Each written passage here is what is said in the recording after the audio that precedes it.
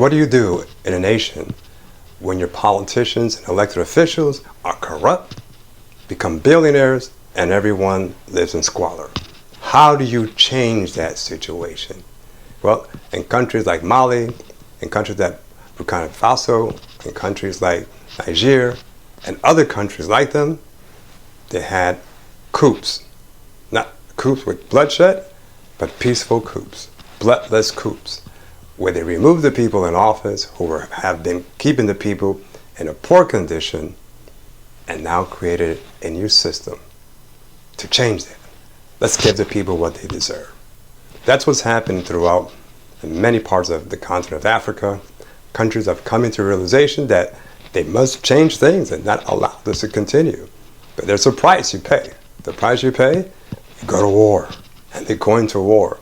Already last week, France already has struck first, taken away 64 people in the casualties, and they're doing it through a proxy war just like the Ukraine. NATO is in war with Russia through the proxy of Ukraine.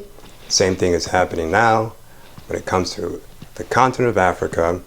Those nations, those part of NATO, European nations, are upset that these new leaders are no longer giving away their resources for free. Now they put a very high price on their resources, going as high as 250% higher than what they used to pay. And that's caused a huge problem for Europeans and NATO because they cannot afford to pay that. So they rather spend the money and getting some mercenaries, paying them to go to war against these African nations. That's right, it's happening right now. In France, the US is behind it, all of NATO is behind it, and they're going after the most important mineral to them, which is uranium. It's the primary mineral required to develop nuclear weapons. So that's what's at stake. And the people in the continent of Africa are split. Some of them are siding with the leaders that have been taking advantage of the people and becoming billionaires over their expense. And then there are ones that say, no, we have to change that. And there's a conflict, that's right, in the continent of Africa.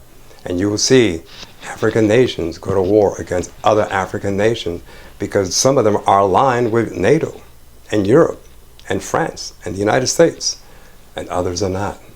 They want independence. They want to stand on their own. They don't want to maintain their people living in bondage, but they want their people to live in freedom and to have all the benefits of all the resources in their land. And that's what's happening in the continent of Africa, and it's happening right now. It's barely getting no publicity throughout the United States, and they don't want anyone to know about all the details that they're going to get in, because it's going to be a bloody war, and it's going to be an ugly war, because the people in the continent of Africa are fighting for their resources, fighting for their independence.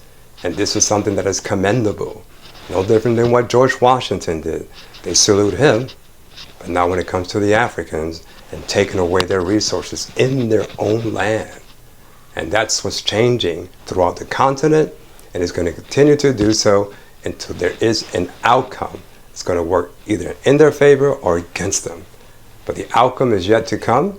The war has already started, and we must stay abreast, completely abreast, because the sanctions and the ideas and the efforts of NATO impact the world.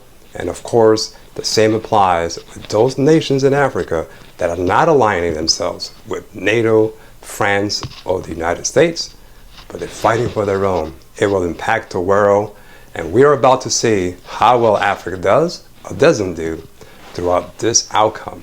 Now, the same applies to African Americans. We're going to go that into the next video.